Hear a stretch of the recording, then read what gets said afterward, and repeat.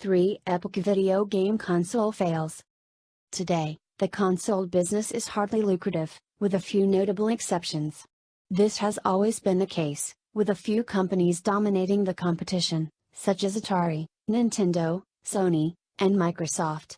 Most people have heard about the success of the NES, for older readers, PlayStation 2, Xbox 360, and the more recent PlayStation 4. Unlike these success stories, we're going to jump into the consoles many may have not heard about. These are the ones that simply couldn't keep up with competition. 3.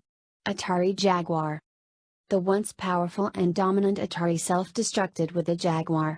This is number 3 because it was the end of an era.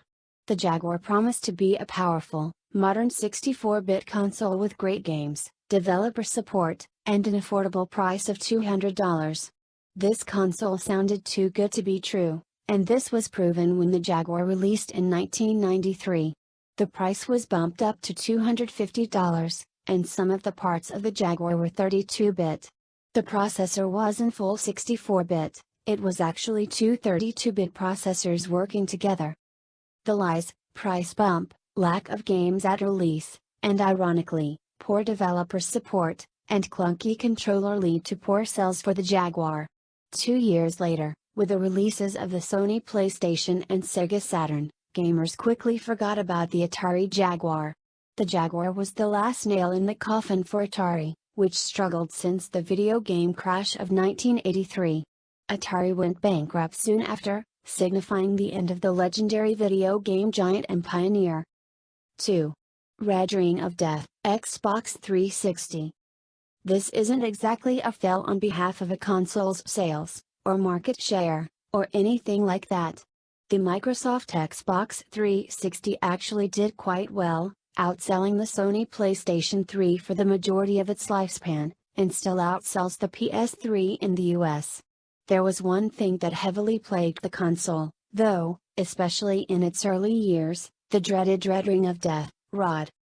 Named after the red ring that was displayed when this ailment struck the console, the ROD cost Microsoft millions upon millions in repairs and still affects X360s today.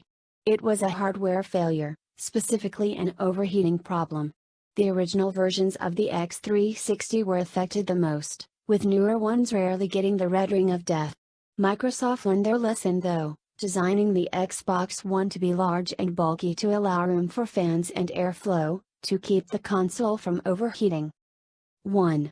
Xbox One reveal at E3 2013.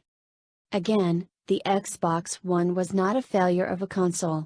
While it may be losing to the PlayStation 4 in terms of overall sales, it's still a success. What wasn't a success was the reveal of the Xbox One at the Electronic Entertainment Expo in 2013. Microsoft displayed their Xbox One before Sony displayed their PlayStation 4, which made all of this worse. What happened, you may ask? Well, the Xbox One had horrible marketing and restrictive features at first. DRM, Digital Rights Management, was a big one, where the console had to be online at all times and used games would be eliminated completely. The name Xbox One also confused people, coming after the Xbox and Xbox 360. A spying scare was caused by the Kinect as it would always be on, even when the console was off for voice commands. Lastly, it was announced that the Xbox One would cost $500, $100 more than the PS4. Consumer backlash was massive, and polls weighed heavily in the favor of Sony. Microsoft did a 360, reversing most of the restrictive features and cutting the price of the console to compete with Sony. The Xbox One managed to get back on its feet and is now selling well, albeit not as well as the PlayStation 4, which is now one of the fastest selling consoles of all time.